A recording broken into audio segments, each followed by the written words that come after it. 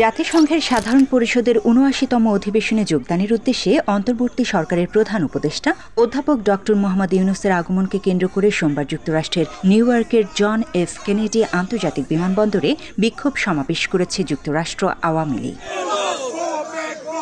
প্রধান উপদেষ্টা ও তার সফর সঙ্গীদের বহনকারী কাতার এয়ারওয়েজের একটি বাণিজ্যিক ফ্লাইট নিউ ইয়র্ক সময় রাত 10:10 জন এফ কেনেডি আন্তর্জাতিক বিমানবন্দরে অবতরণ করে। ঠিক একই সময়ে বিমানবন্দরে আনন্দ সমাবেশ করেছেন যুক্তরাষ্ট্র বিএনপির নেতাকর্মীরা। প্রধান উপদেষ্টার ফ্লাইটটি অবতরণের আগেই টার্মিনালের বাইরে পক্ষে বিপক্ষে বিভিন্ন স্লোগানে মুখরিত হয়ে ওঠে গোটা বিমানবন্দর এলাকা। সোমবার সন্ধ্যা থেকেই প্রধান উপদেষ্টাকে বরণ করতে আসা যুক্তরাষ্ট্র বিএনপি ও বিভিন্ন অঙ্গ সংগঠনের নেতাকর্মীরা নানা ধরনের শুভেচ্ছা স্লোগান দিতে থাকেন।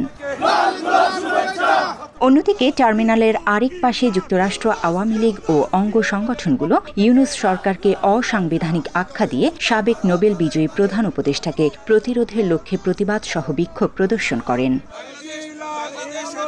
এ সময় তারা ড ইউনূসের বিরুদ্ধে বাংলা ও ইংরেজিতে নানা ধরনের স্লোগান দিতে থাকেন। বিক্ষোভে উপস্থিত এক আওয়ামী লীগ নেতা সাম্প্রতিক লুটতরাজ, হানাহানি ও সাম্প্রদায়িক হামলার জন্য অন্তর্বর্তী সরকারকে দায়ী করেন।